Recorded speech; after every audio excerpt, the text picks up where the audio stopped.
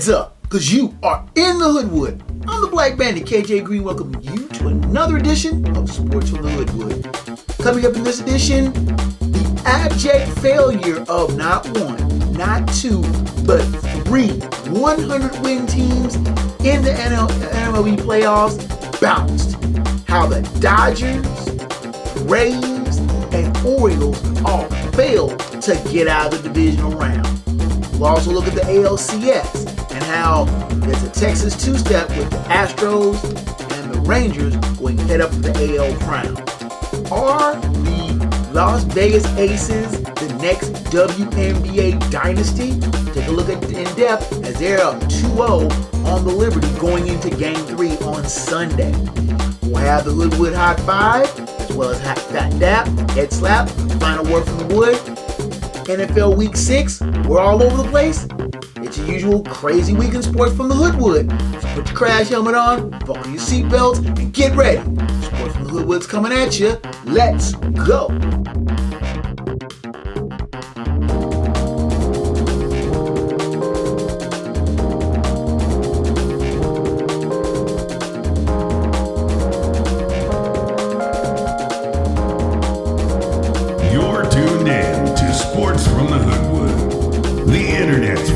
Location for the most honest, unfiltered commentary and insight on the world of sports. Now, once again, here's Hoodwood's hometown hero, KJ Green.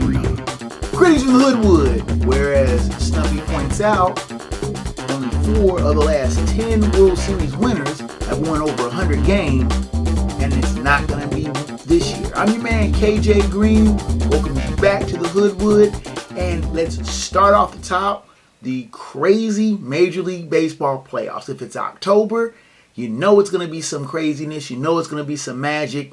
And if you've won 100 games, you're not guaranteed anything. It used to be if you won 100 games in Major League Baseball, you were a damn good team. And that, I wouldn't say that dominance was guaranteed. But you look at teams, at least I looked at them, the teams that won 100 games when I was coming up. You know, the 84 Tigers, I'm trying to think of teams, and I'll cut that out. But you look at dominant teams winning 100 games. That's over 60% of your games. That is domination. That is a hallmark of a good club. Now, in Major League Baseball, you had 3 teams that won over 100 games. The Baltimore Orioles, who won 101 games and then won the AL East. The Los Angeles Dodgers, who won 100 games even, winning the NL West by 16 games.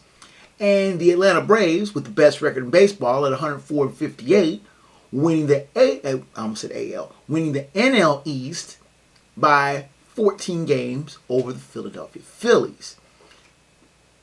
All 3 of the aforementioned teams are out, having been eliminated, and with the cases of the Orioles and the Dodgers, swept. Now, I'm not taking anything away from the Texas Rangers, who swept out the Orioles, or the Diamondbacks, relative playoff neophytes, but bouncing the Dodgers in a 3-game sweep. And then the Phillies and the Braves have had a long-standing rivalry in that division for quite a while, and have had numerous playoff head-ups. The problem is the Braves, every time it seems they get against the Phillies, they pucker up. And it's like, what's going on? The Braves were the dominant team. Ronald Acuna Jr. may very well win Most Valuable Player. I think he should. But once again, playoff failures. For the second year in a row, the Braves got to the divisional series, having been dominant in the NL East. Run across a scrappy Phillies team, and the Braves come up snake eyes. For the second time, the Braves have won over 100 games and have nothing to show for it. Not even a pennant. Not even an NL pennant. Meanwhile, out west, you know, I'm getting tired of the Dodgers. I'm really getting tired of them. For 11 straight years, they have won the NL West. 11 straight years. You know how many World Series they have to show for it? 1. I'm not talking about appearances. They have 2. I'm talking about World Series titles. And they did that in the COVID-shorted 20 season. And a lot of people want to put an asterisk by that because they figured if they had played a full season, sure they would have won 100 games, 90 to 100 games. But they would have gotten the playoffs and collapsed. Sooner or later, Dave Roberts is going to have to answer for this. His team's repeated failures. In October, Clayton Kershaw, one of our generation's most dominant pitchers, time and time again goes flat in the postseason. No bigger than game 1 of the divisional series where he didn't even get out of the first inning. Did not get out of the first inning, people. Are you comprehending this? 2/3 of an inning. And he gave up 6 runs. And I'm taking nothing away from the Arizona Diamondbacks. They're a good young team, but this team won 84 games. This team barely made the postseason. It took the young Reds basically blowing a tire in September and the Cubs collapsing for the Diamondbacks to be able to get in and get that 6th seed. And they were supposed to be run out by the Brewers, who were the 3 seed. Diamondbacks shrugged, went to Milwaukee, won both games. Did break a sweat. The Diamondbacks have played 1 home playoff game in the playoffs so far, people. 1. They have won 4 games on the road. So it lends credence to this NLCS, which will start Monday. The Phillies, who have played lights out at home, they have won all 4 of their home games, beating the Marlins in the first round, sweeping them out, and then after taking a game in Atlanta, winning 2 games in Philly before their crazy crowd. So you have the Diamondbacks, who have won all of 4 of their 5 playoff games on the road and have yet to be beaten on the road, and the Phillies, the immovable object, that have won all of their home games so far in the playoffs.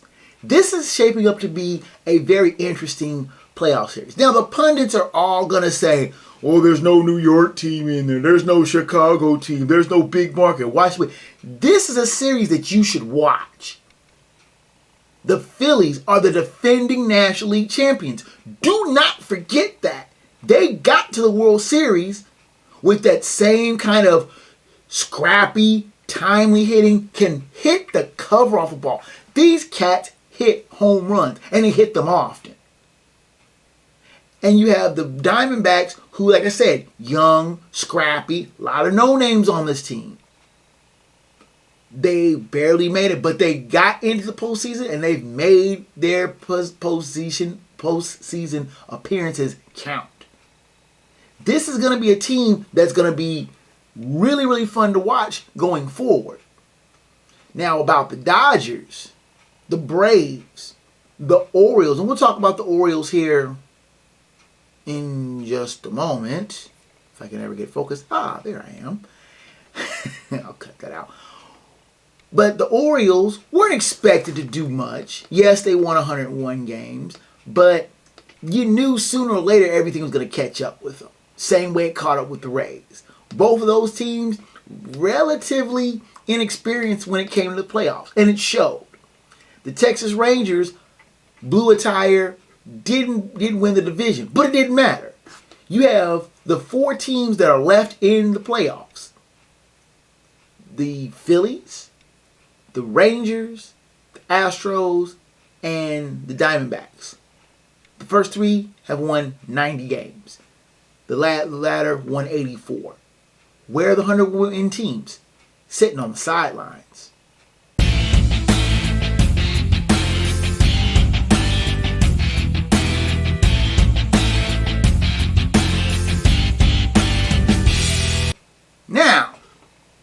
You want to do a Texas two-step? Well, let's think about that. The Houston Astros and the Texas Rangers are going to go head up for the American League crown.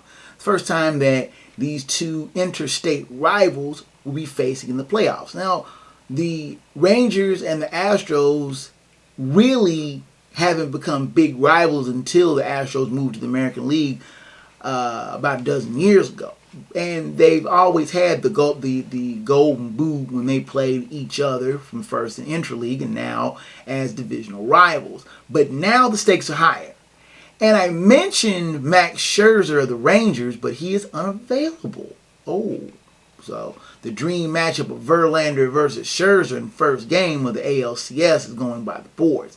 But that's not to say that the Rangers don't have the tools and the talent to get by the Astros and get to only their third World Series in franchise history, and conceding their first one, even though they lost to the Giants and the Cardinals in 10 and 11 respectively. That being said, the Astros are the defending World Series champions. And Dusty Baker just seems to always have that knack of getting those right players in the right positions to get the maximum amount of ability. The Astros are good all the way around. And this is a team that you take them for granted after a while. This is their 7th consecutive ALCS. That's the most by any team in the American League, or actually American or National League. No team has made more consecutive league championship series in a row than the Astros and being in their 7th. You just have gotten so used to them being in October. Whether it be managed by A.J. Hinch, now by Dusty Baker, but this team seems to play its best when it gets to October. And my poor Twins, after splitting the first 2 games in Houston, you're thinking the series is going back to Minnesota, and the Twins have a puncher's chance. Well, they got punched in the mouth. The Astros came ready to play, and what little chance the Twins had, Astros shut them down. And the 9th inning of that 4th game, where the side was struck out, where Presley just boom, strike 3, boom, strike 3, boom. It's like, I'm sitting here watching the game and just going, I'm depressed. But the Rangers and the Astros going head up is not going to excite the national polls. It's not going to excite many people outside of the state of Texas. But like the Phillies and Diamondbacks and the NLCS, this is going to be good baseball. These two teams have a healthy dislike for one another. And it's not dislike like the Phillies and Braves, who were having staring matches at one another. But still, these two teams have a healthy rivalry, and that you're going to have games of the highest rank. This is high-stake baseball. And the quality of play is only going to go up. And this is going to be something that I'm going to be excited to watch. Game 1, Sunday night, 8:15, Game 1 on Fox. So you're going to have the NL and the AL basically alternating days for the next 7. At least the next 4 to 5 days. I'm excited for it. And then I'm going to go out on a limb, and it's not going to make anybody happy, but I think we're going to have a World Series rematch with the Phillies and the Astros pushing aside their respective opponents to face off again. It's going to be like, you again? Yes, you again. Houston and Philly will go head up for the World Series in about 7 to 10 days. You heard it here first. Let's take a time out, come back, and look at the burning question. I shouldn't say burning question. Are the Las Vegas Aces the next WNBA Dynasty? Sports in the Hoodwood comes back at you after this. Is today your last day on Earth because you are being deployed to space tomorrow? Have you just turned 18 and you're ready to get out of your parents' house? Has your granddaughter gotten her boyfriend pregnant? Whatever your reason, you need us at GottaGetMarriedNow.com. We specialize in last-minute weddings.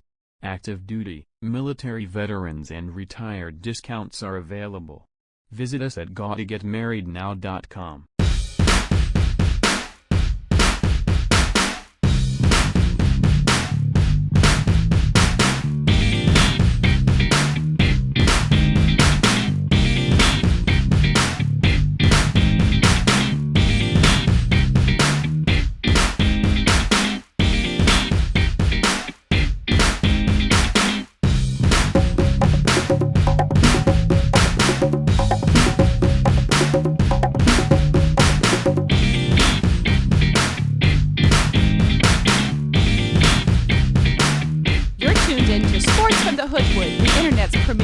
destination for no-nonsense commentary, thorough analysis, and logical insight on the world of sports. Now here's the man that Wikipedia and Google call for sports fact checks, your host, KJ Green. Snuffy asked the question, is load management a course offered at Hoodwood University? I haven't looked through the course curriculum lately, so I'm not sure, and I don't think so, but where Snuffy is trying to make a kind of a joke, the question of load management is being bandied about for NBA players. In regards that the NBA season starting next week, stretching through an 82-game season, players are now being strongly encouraged to play as many games as possible and try to play up to 82 games in a season. Last year, only 9, and I make the emphasis like the Principal Rooney in Ferris Bueller's Day Off, 9 players. 9 players played 82 games, all 82 games in the NBA season, with Michael Bridges actually playing 83 games because he was traded midway through the season and the team that he went to hadn't played as many games. So he ended up playing an extra game in the season. He played all the games on his team's docket. That being said, you always notice that there were teams that always managed to rest their players. The San Antonio Spurs were notorious for that in the days of Pop, Timmy D, Manu Ginobili, and Tony Parker, that the players sometimes would just take games off, take a rest. The Warriors and the Nuggets were notorious for sitting their superstars out, especially on the road, where a lot of players would make one appearance in this particular city, but skip that game, and you have a lot of disappointed fans that would pay good money to see somebody like Steph Curry or Nikola Jokic, and they wouldn't play. They would be resting. Now, I can understand players being hurt, sitting out, that's the kind of chance that you have to take. But there are times where players are perfectly healthy and they just don't feel like playing, or they need the rest. They need load management. Now, the NBA has been a little bit more cognizant of it in the way they schedule their games. They used to start their season a little bit later in the calendar year, closer to early November, and cram as many games as they could into about a 5.5 month schedule. Now the season starts a little earlier and stretches out a little bit later into April, but the schedule is a lot more kinder. You don't see 3 games in 3 days, or 3 games in 4 days, or 4 games in 5 days. They're still going to play back-to-backs. That's going to happen. But you don't see a crazy stretch of scheduling. And the NBA has always tried to take into consideration the travel, because NBA players do travel a lot. And they travel more than their football or baseball counterparts. I mean, baseball, they camp in a city for 3 or 4 days in a stretch. The home team oftentimes have homestands of 9 and 10 days. Football players only play once a week. Now, without traveling to somewhere like London or something, not being the outlier, but the travel demands of NFL and MLB teams are a lot less than they are NBA. The only sport I would think that would be comparable to the NBA is the NHL, and the NHL, their season stretches a little bit longer, though they play this about the same number of games, and their travel demands aren't as stringent. The Eastern Conference teams play a lot more East Conference games, and Western Conference play a lot more Western Conference, and they don't play every team in the opposite conference. The NBA, all the teams end up playing in every city. And the question of load management continues to be thrown about.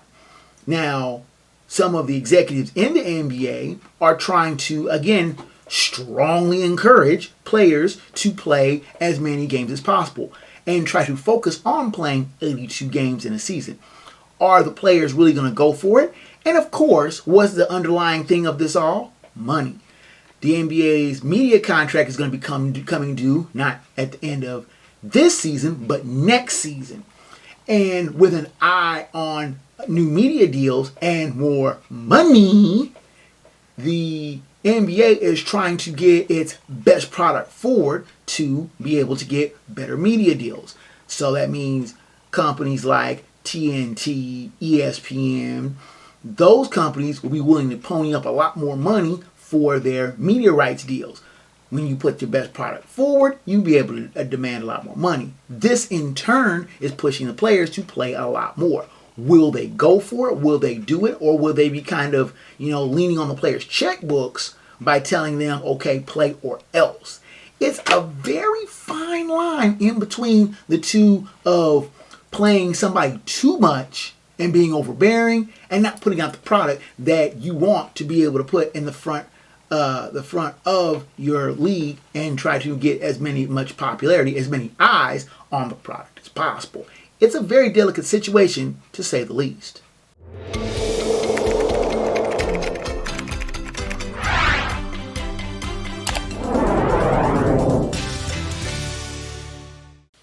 Are we looking at a dynasty? I mean, seriously though, the Las Vegas Aces of the WNBA are making a mockery of the WNBA Finals. And I touted that this was supposed to be a dream matchup, that the two best teams in the WNBA were going head up with the Las Vegas Aces and the New York Liberty. But for the New York Liberty, this dream matchup is turning into a nightmare. The Aces are up 2-0, having just flat out dusted the Liberty in both games in Vegas. Winning game 1, 99-82. Absolutely, it was a tight game for a while, but then the Aces just started wearing them out. And I told you, and we all know who Snuffy's favorite player is, A'ja Wilson, of course, in the middle of the mix again. But Jackie Young and Kelsey Plum both dropping 26 points each. The New York Liberty, they're a good squad, and I've always like the Breeze, Breanna Stewart and Sabrina Ionescu, but Breanna Ionescu was missing in action. Only 7 points.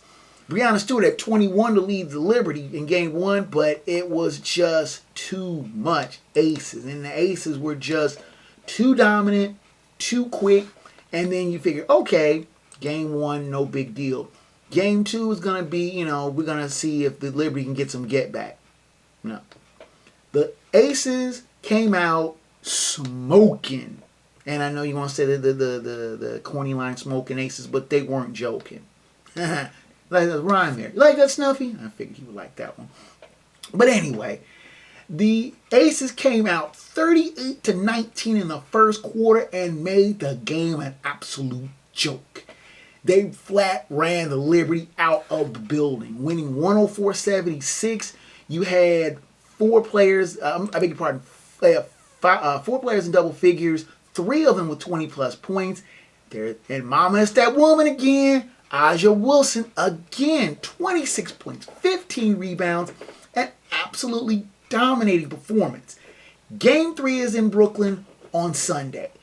And if the Liberty don't get no get back, if they don't get their mind right, this series will be over. I'm talking a 3-game sweep. Done. This series might be over before we get back together again. And I was hoping that the Liberty was going to show the Aces something, take the fight to them, but it's been all Aces, and it's just nothing but snake eyes for the Liberty. I mean, talk about just a jinxed franchise. They were a marquee team when the WNBA first came online in the late 90s. But they could never get over the hump. They could never win the title. And now, with their best team in quite a while, looking elimination in the face, will they shirk their responsibilities? Will they shrink from the spotlight? Will they get swept at home? I still think the Liberty can steal a game or two. But if they don't win Sunday, it's a wrap. It's a 3-game sweep. And then we got to start talking about, are the Aces able to write their names in with the legendary teams of the WNBA? Are they going to be able to be talked about with the old Houston Comets. That was a great team. That was just just Cheryl Swoops, the Spoons. That was a great squad. Or the Minnesota Lynx. Now those ladies knew how to kick butt. They won about 4 titles in 5 years. That was a dominant team. Will the Aces, if they win, and especially if they sweep, will they be able to be in that same breath? I would think so. But I still think the Liberty might be able to show you something and be able to come back and make this a real series. I don't think that the Aces will lose 3 straight, but weird things have happened, especially when you talk about playoffs. Let's take a time out, come back with the NFL Week 6 picks. Didn't do too bad last week. Maybe I can just keep knocking on wood and continue a good roll. Sports from the Hoodwood comes back at you after this. I'm actor Rajim Agros. Some of the studios would like to scan our images and only pay us for 1 day's worth of work and be able to use our likenesses, our voices, our mannerisms as computer-generated characters, not only in the movie that we might be filming in, but in all future films as well. That's not fair. And I thank the SAG board members that are fighting for my rights as an actor to work on a union film. So I just want to say, standing in complete solidarity with everyone, thank you.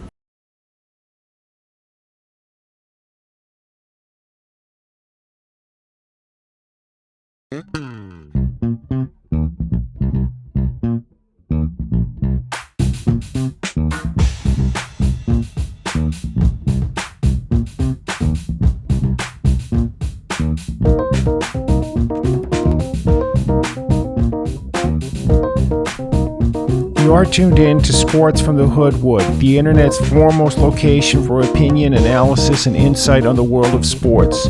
Here now is the man banned from sports trivia contests in 38 states and 4 Canadian provinces, and not to mention Guam. Your host, KJ Green.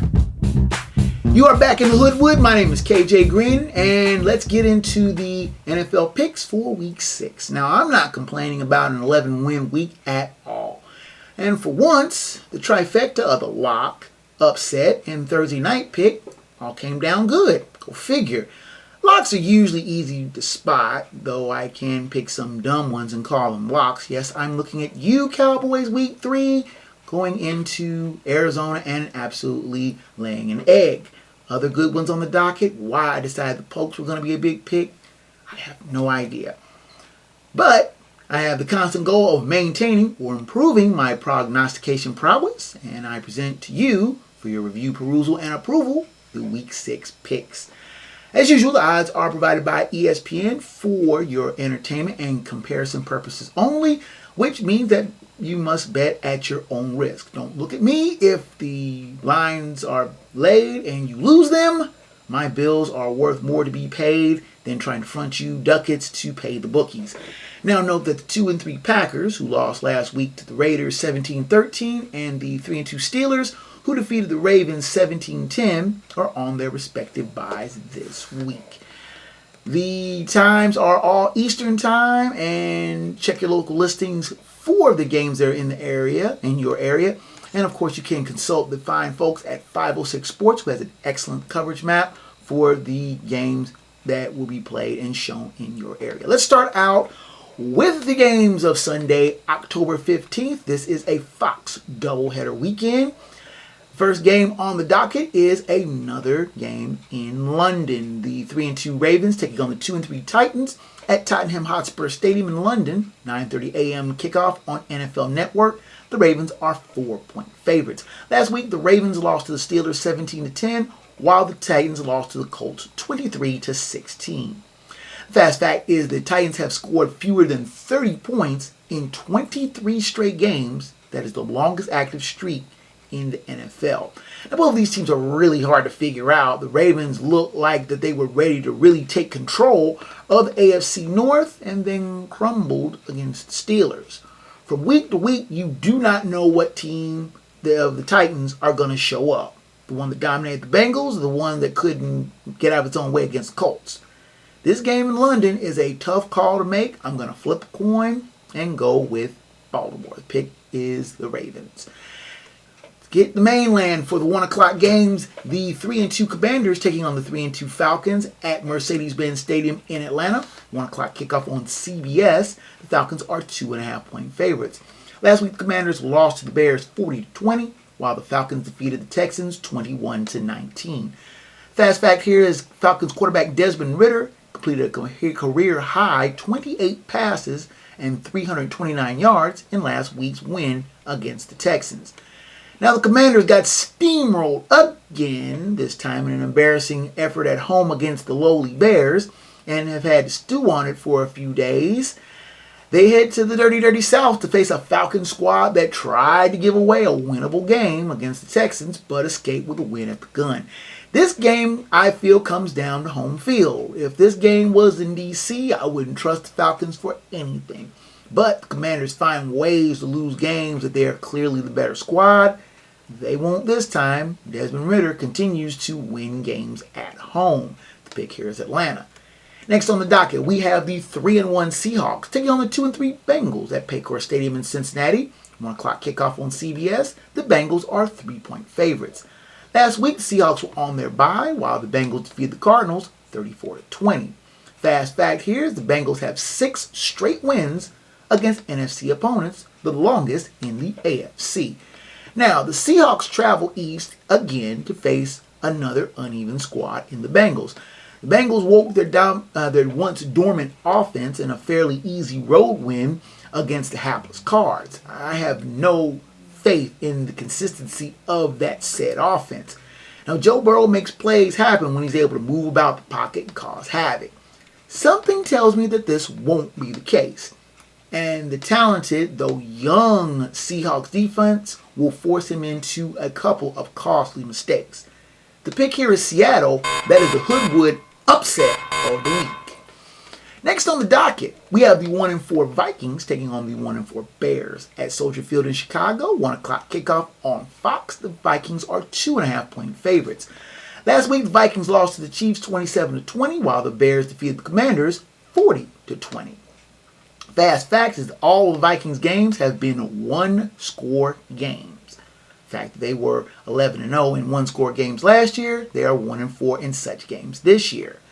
Now the Vikings found another way to lose a game that they really could have won and head to the Midway to take on the Bears, rejuvenated after a primetime beatdown of the Commanders in the nation's capital. Without Justin Jefferson, the Vikings offense is severely throttled back. That said, the Bears are not a good team. I think that Fields the Moore combination is a mirage, and they will find a way to screw up a good situation. The Vikes will grind out a way to get a win. The pick here is Minnesota. I'm going to regret that, but I'm going to continue to go with that. Next on the docket, we have the 3-2 Colts taking on the 3-2 Jaguars at Everbank Stadium in Jacksonville. 1 p.m. kickoff on CBS. The Jaguars are 4-point favorites.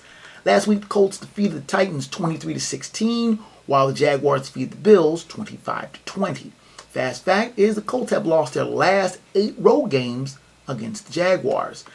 Now, the Colts have been surprisingly competitive, stealing road wins at Houston and Baltimore. Now they head to Duval to face the Jags, who are the home team for the 4th straight game.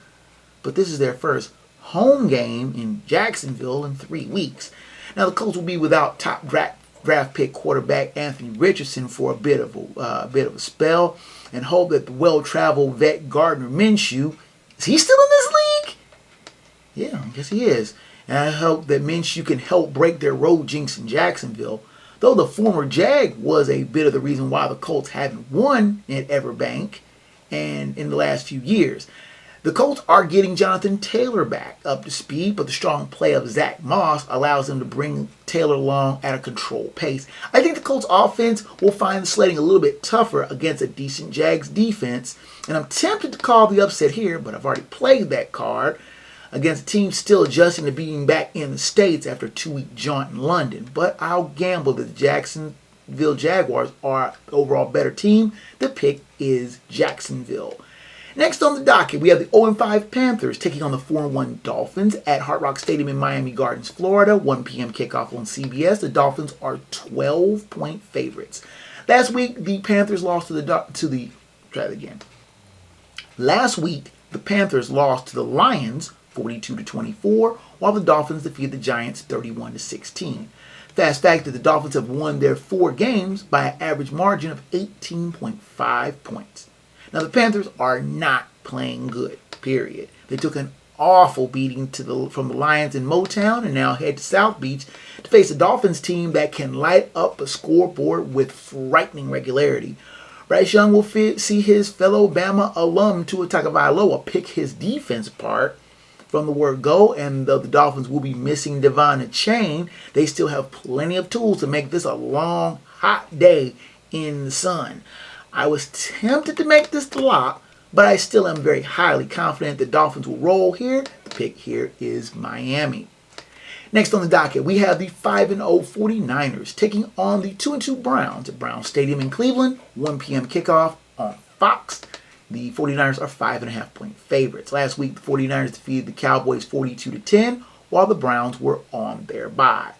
Now, make this make sense of the fast fact. The Niners have 8 of the 10 highest paid players at their respective positions, but still have the most cap room in the NFL. Go figure. Now, the Niners are coming off a spectacular primetime beatdown of the Cowboys. They head east to face the uneven Browns, who are coming off their bye. Now, normally I'd be wary of a Western team coming east to play a 1 o'clock game, especially a team coming off of a bye. But the Niners are playing on a different level. Let's call spade a spade. And with the Browns not having Deshaun Watson at quarterback, the Browns are doubly compromised. I'm willing to overlook the whole West team going east to play a 1 o'clock game this time, given the teams that are playing. Now, it won't be a beatdown like it was against Cowboys, but I think against the Pokes. But I do think that the Niners will win. The pick here is San Francisco. Take time out, come back with the rest of the NFL Week 6 picks. Sports from the Hoodwood rolls on after this. Hi everyone, I'm KJ Green. If you're looking to reach a broad audience for your advertising dollar, look no further than where you are right now. You can advertise right here in the Hoodwood. If you need spots created as well, Black Banner Productions Enterprises can create commercial content that drives sales and gets results. You can send your inquiries to ads at blackbannerproductions.com. Black Banner Productions and Enterprises. Sounds, ideas, and images, 21st century.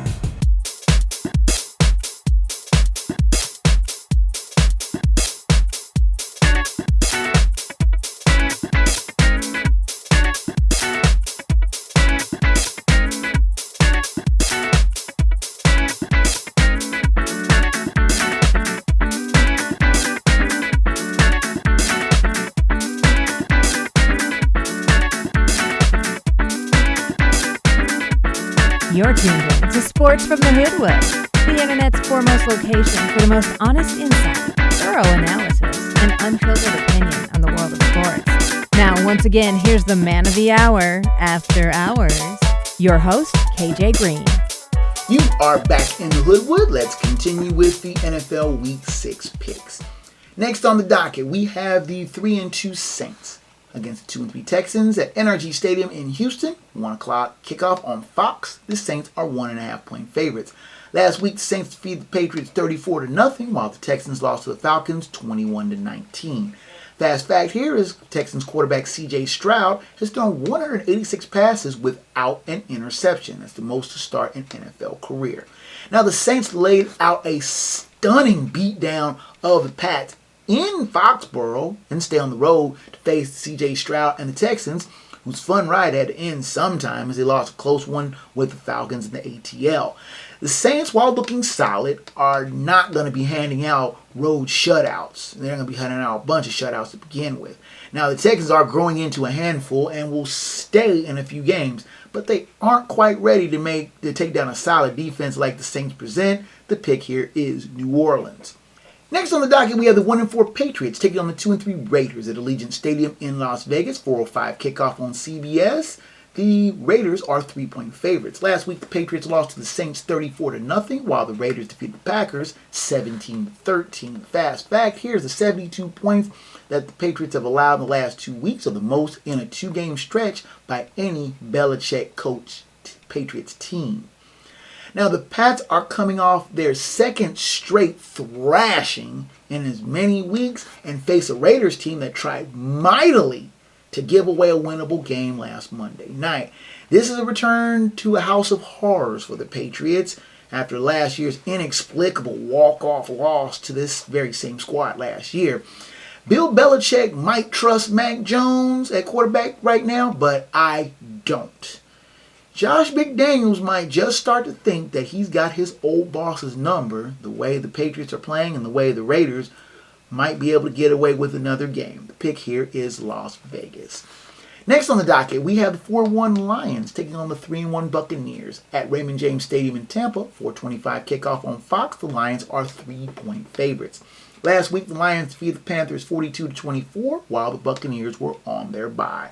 Fast fact here is the Lions are averaging 29.6 points a game and have 20 or more points in 14 straight games. That's a team record.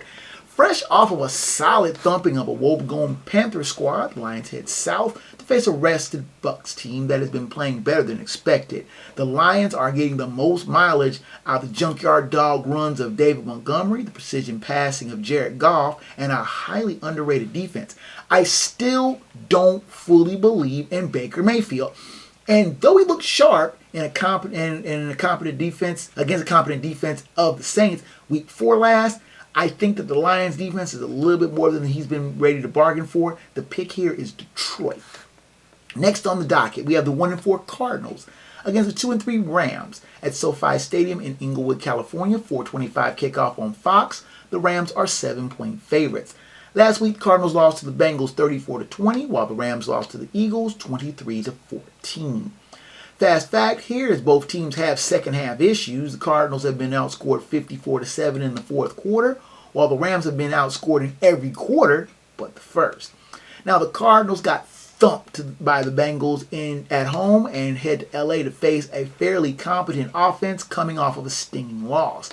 The Cards keep catching teams not named Dallas at the very wrong time. Matthew Stafford and his bunch aren't the fearsome squad of yesteryear, but they are better than the Cards. The pick here is Los Angeles. Next on the docket, we have the 5-0 Eagles taking on the 3-2 Jets at MetLife Stadium in East Rutherford, New Jersey. 4:25 kickoff on Fox. The Eagles are 7-point favorites. Last week, Eagles defeated the Rams 23-14, while the Jets defeated the Broncos 31-21. Fast fact is that the Jets have never beaten the Eagles, winless in 12 meetings. Now, the Eagles grinded out a win in LA, now come back cross country for the first of their 2 visits to Gotham. The Jets are feeling good about themselves after smacking around a woebegone Broncos team, but the Eagles will not make the same mistakes that the Broncos did. They're more talented, more disciplined on both sides of the ball, and clearly a better team. The Jets will put up a good fight, but the Eagles wear them down and get their 13th straight win against the Jets. The pick here is Philadelphia. The Sunday night game is the what? Are you serious? Are you serious right now? The Giants are on primetime again? Snuffy. Snuffy doesn't even know. The 1-4 Giants take on the 3-2 Bills at Highmark Stadium in Orchard Park, New York on the Sunday night game. 8:20 on NBC. The Bills are 14-point favorites. Last week, the Giants lost to the Dolphins 31-16, while the Bills lost to the Jaguars 25-20. Fast fact is the Giants have yet to score a touchdown in the first half of this season. Somebody, please, I was incredulous when I saw this on the docket, and I want somebody to explain this to me. How the hell the Giants keep ending up on prime time? Please! Isn't there something about a flex rule that you can flex undesirable teams? And it's taking nothing away from the Bills, a decent team in their own right. And I know that my Vikings are going to get flexed out of their November matchup against the Broncos. I've already committed that to something that's going to happen. But the Giants keep getting on prime time, and they keep getting poleaxed. I expected nothing less of this from a Bills team stung by an uneven game in London against Jags. At home, in front of their crazy crowd. I've been to Buffalo before. I've seen that crowd before. They're nuts. They're going to be thirsting for blood, and the chance to act a fool on prime time and have the Giants to punch around. Come on now. Fortunately, we won't have to see the Giants again in prime time till December. This is almost too easy to do. The Buffalo Bills are the Hoodwood lock of the week. Let's turn to the Monday night game, which is the 3-2 Cowboys against 2-2 Chargers at SoFi Stadium in Inglewood, California. 8:15 game on ABC and ESPN. The Cowboys are 2-point favorites. Last week, the Cowboys lost to the 49ers 41-10. While the Chargers were on their bye. Fast fact here is since 2021, the Cowboys are 9-1 in games immediately following a loss. Now the Pokes got flat out embarrassed by a razor-sharp Niners team that was in no mood to play nice. They head down the West Coast for a rare meeting with the other LA team, the Chargers. The Chargers, for their part, had their bye come at a fortunate time as it gave Justin Herbert an extra week to nurse a fractured finger in his non-throwing hand. Herbert will be cheered by the return of Austin Eckler, who's coming off an ankle injury, and that will give the Pokes an alternative offensive threat to be concerned with. Still, I do think the visitors will do just enough to eke out a road win. The pick is Dallas. And the Thursday quick pick, the Jaguars at the Saints at Caesars Superdome in New Orleans. That's an 8:15 game on Amazon Prime Time. Jags are 1.5-point favorites. That pick will be New Orleans. And there you have it. Last week, I was 11-4 with the lock, upset, and Thursday nighter correct. Overall, 47-32. 4-1 on the locks. 1-4 on the upsets. I finally got that goose egg out of the upset column. We will take our final timeout, come back with the Hoodwood Hot 5, Phat Dap and Head Slap, and the final word from the Wood. Sports from the Hoodwood heads down the home stretch after this.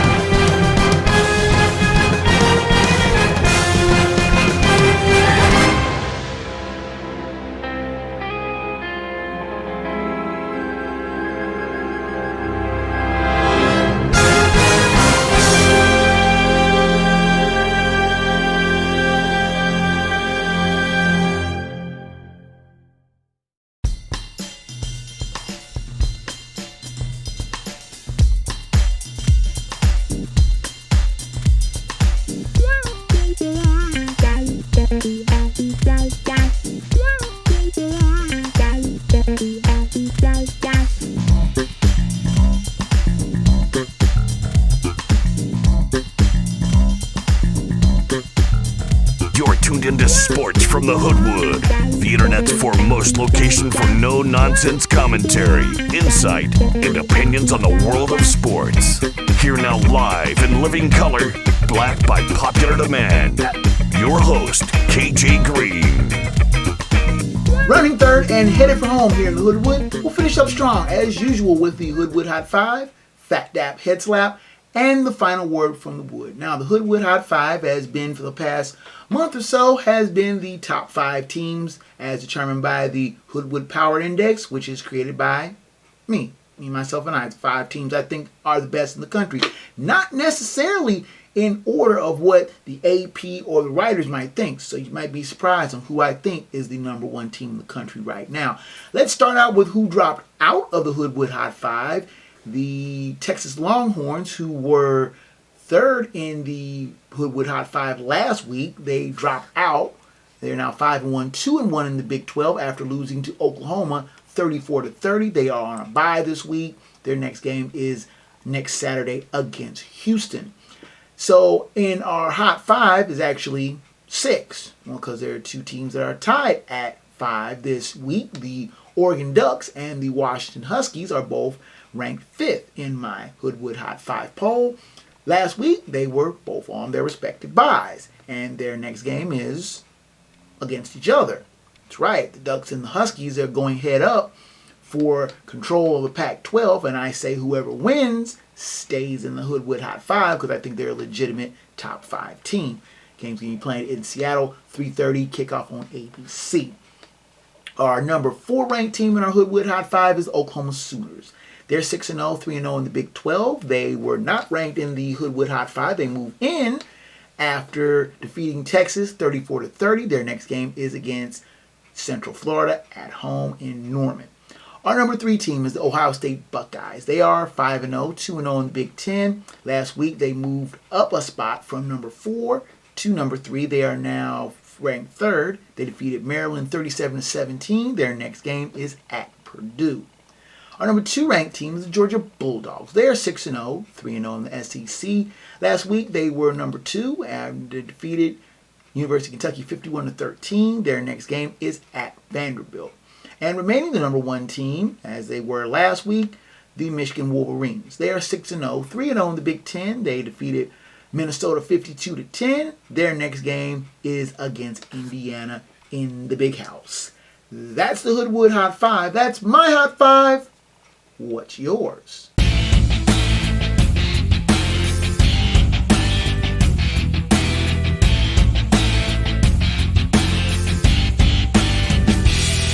Now, our Phat Dap and Head Slap is pretty straightforward this week.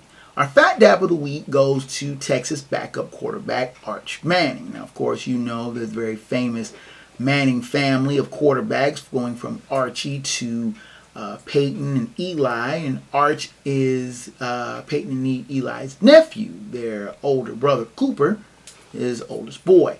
Arch Manning has donated his NIL money, at least from his Panera card advertisements that he's making over $1 million. He's donating this money to the Ronald McDonald House in the Austin area. Now, say what you want about the Mannings. Some people, I've heard people talk about Archie Manning being an enabler and Peyton Manning and being a predator and Eli Manning being a drunk and this and that. I don't care. I think what Arch Manning is, he's not hurting for money, but for him to be able to just say, you know what, let's take this money and make it worth something is a noble deed indeed. And I give a hat tip and Phat Dap to Arch Manning. Our head slap of the week. And when I saw this happen Saturday, and it just was like, how? How did this happen? Okay, let me set the scene for you. The University of Miami, 5-0, unbeaten in conference, leading Georgia Tech. The Canes have the ball. Georgia Tech is out of timeouts, and Miami is milking the clock. They get a first down. They have the ball. Under 2 minutes to play. Now, there's no 2-minute warning in college football. But, as you'll be seeing here on the screen, Miami has the ball. Georgia Tech has no timeouts. Why in the name of cheeseburgers are you running the ball? You have a first down. Georgia Tech has no timeouts. Have you heard of anything called a victory formation? It's a very simple formation. The quarterback takes a snap and takes a knee. There are players that are standing behind him, almost like kind of guarding him, just in case if he fumbles the ball, they can pounce on the ball. But it's something that teams practice all the time. Well, apparently Miami doesn't practice this because they didn't know how to do the victory formation, which makes no sense. Mario Cristobal, the head coach of Miami, bungled his way through this. Now, Miami with the ball, trying to run the ball, run out the clock. What could possibly go wrong? Let's take a look. You fumble the ball, and Georgia Tech gets the ball back. Now, you're thinking, okay, you've messed up on the offense. Let's try to pressure Georgia Tech into some bad throws because you know they're going to throw it. You know they're going to throw it. I know they're going to throw it. Everybody in the whole damn world knows Georgia Tech's going to throw the ball. Why is Georgia Tech completing a pass? But still, the clock is running. Why isn't Miami making tackles? Why is Georgia Tech... Wait, no. Oh, no.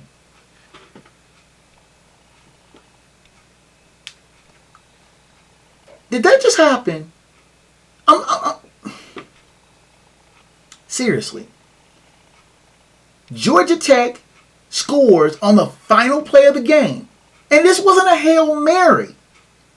This was somebody got beat behind the defense. Why? Why in the name of rare steak are you not having 4 men standing on the goal line specifically to prevent somebody getting behind you and getting open like that? Why did this happen? Mario Cristobal deserves one of the biggest head slaps of the century for the gross failure and mismanagement of clock, of offense and defense. This was a total team failure. Now, Miami's promising season has basically went in the toilet because they're not unbeaten anymore, and this loss against a middling Georgia Tech team is a bad loss.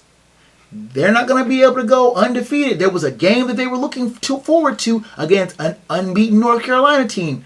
That game has lost a whole lot of weight because Miami basically boo-booed in the bed and dropped a game that they really should not have lost. This was inexcusable. I don't understand how this happened. And Mario Cristobal is just looking like...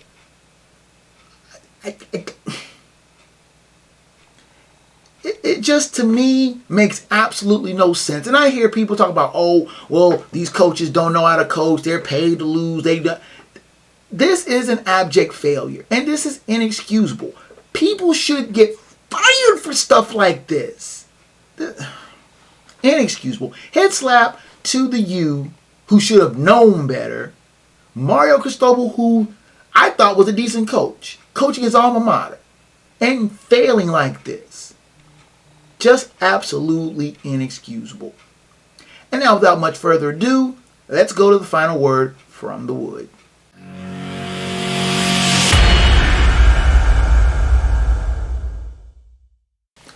Now, I've mentioned on these airwaves before about NIL deals and how I think that players being able to market themselves and make money off of their own name, image, and likeness, what NIL stands for, is a good thing.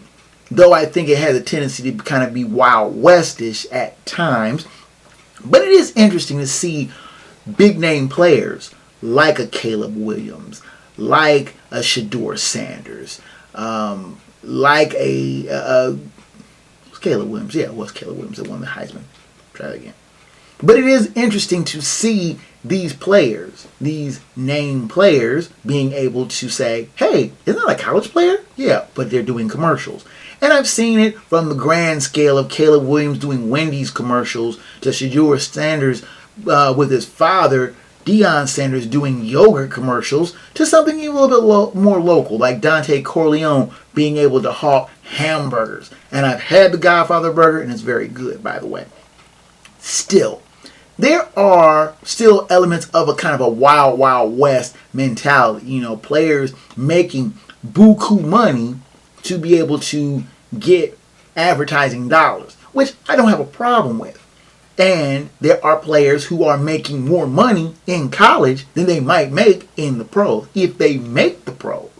Caleb Williams has openly said if he doesn't like who has a top draft pick in the 2024 draft, he's not coming out of school. That is kind of leverage that is a bit frightening, but it is interesting to say the very least. Now, you have coaches who are not, and when I say not a fan of NILs, they know it's happening. They know players are getting the kind of money that they were the ones that were normally getting. But now the aspect of control and the, well, lack of a better word of saying it, just control that these coaches have over these players is a little bit lacking now. It's starting to fade. Gone are the days where a coach's word is law. With the transfer portal and NIL deals, players aren't going to be as apt to be afraid of coaches as they once were. Is that a good thing? I'm not very sure. But the sniping that coaches are doing now is starting to get a little tiresome. Mark Stoops of UK talked openly about after his team got absolutely poleaxed by Georgia that Georgia could buy some good players, and he openly campaigned for Kentucky to be able to buy good players of his own. Didn't that get UK in trouble at one time in the late 80s, paying players? It's food for thought. That being said, the whole thing is getting tiresome. Coaches are not going to have the kind of control. And once this Pandora's box has been opened, it's not going to be easily closed. NCAA is trying to do some kind of regulation to try to rein this type of NIL, madness in. And it's not necessarily madness. It's about who's getting what. The NCAA is seeing a gigantic piece of pie that they once had. Now other people are getting it, namely the players that they are making the whole lot of money off of. The players are now getting theirs. And now the aspect of control, whether it's coaches or the NCAA, is no longer there. And that in itself is frightening. Is it a good thing? I can't be really sure. We're going to have to go 5-10 years down the road before we can really look at the aspect that the impact of this has had. But for now, it is very crazy. And watching this happen, not only on a local scale, on a micro scale, but a macro scale, can make anybody puzzle. You would think that the players that were involved that got SMU the death penalty some 40 years ago are looking at going, damn, we just were born a little too early on this. And that is the final word from the Wood.